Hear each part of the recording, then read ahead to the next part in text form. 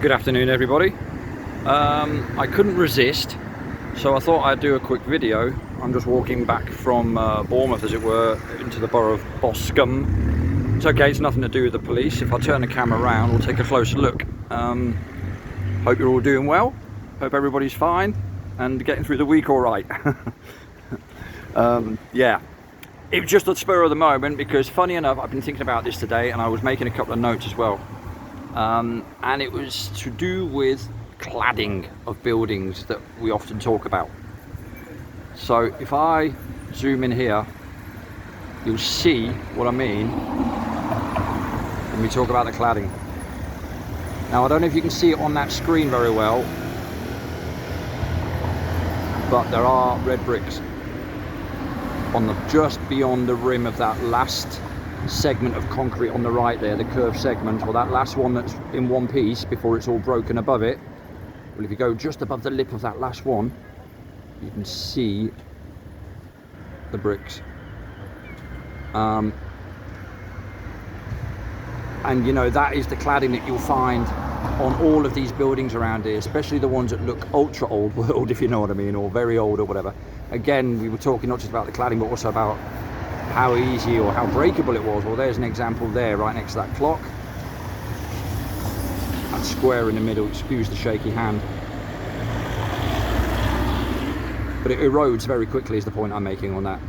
So clearly, you know, that's not anything to do with an original structure that's supposed to last so many years that in fact the evidence of mud flood, you know, with gutters outside, doors covered up like that one there, for example, on the ground on the left there, where the girl's just walking past, the lady, the woman, whatever. If I've said it wrong, apologies. Right, so you've got evidence of mud flood all around here, including this building here.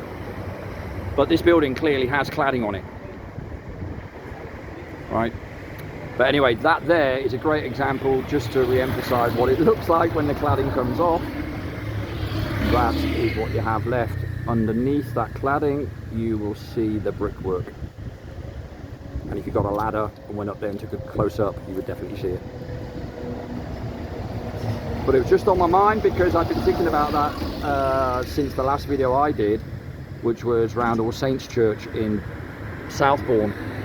Again, cladding everywhere, the old mixed in with the new even at times, which means they may have, you know, they may have taken some of the old original stones and mixed it in with the new stuff or whatever, who knows. But, you know, the cladding should not detract from the fact that it's actually concealing something, and it's actually maintaining the notion that certainly with the churches, those buildings were always originally meant for those purposes. Okay, but you know, town halls likewise. When I went with Trinity Ford to the town hall in Bournemouth, exactly the same thing, cladding everywhere. If you took the cladding away, the entrance to the real building would be further in. You know, and we were saying also about the windows, you'll see them set in a little bit, or if they're brought forward, they're in the cladding as is there. But of course the cladding comes away and then you can see, right? Look at the thickness there. So if I come from a different angle, you have the window. Ignore that facial recognition camera on the left there, by the way. We had lots of them dotted around, so. But anyway, if you look above there, see the window there? And to the top right of the window where the cladding is missing, you can almost see behind the sections that are above the window. So obviously the window, everything has been brought forward.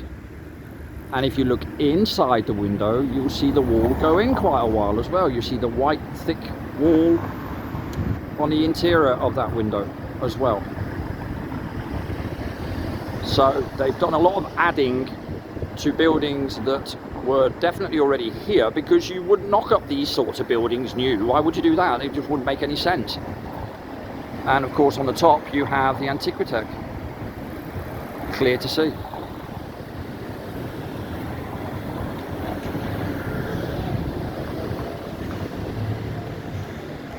But there we go. I thought I'd just bring that to you because I couldn't get the zoom out there, sorry about that. Yeah, because it was just on my mind and I just happened to walk past. I thought, well, what are the chances? Look at that. A gaping hole or a gaping area where the cladding should be. Again there.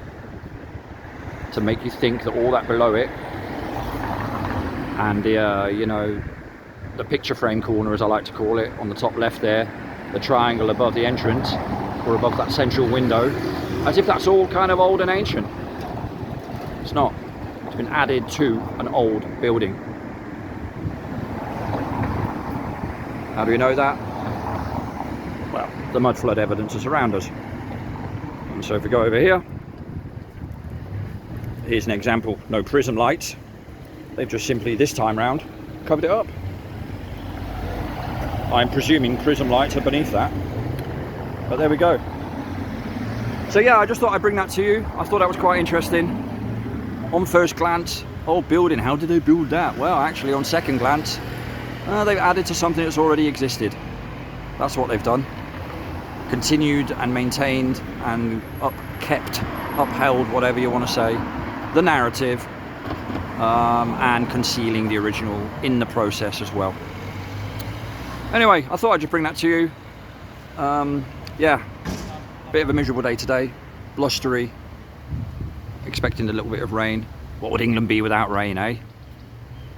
It certainly put the umbrella business out of business. Anyway, okay, so we'll leave that there, but I just thought I'd bring that to you. Any evidence of cladding, because it's so weakly built, you will every now and then see that there, you know, like I showed with the thumb and the church. You give it a few rubs and suddenly it all breaks away. Not great, is it? Okay, on that note, I shall see you all soon, some of yous sooner. Until then, take care, and ta-ta for now.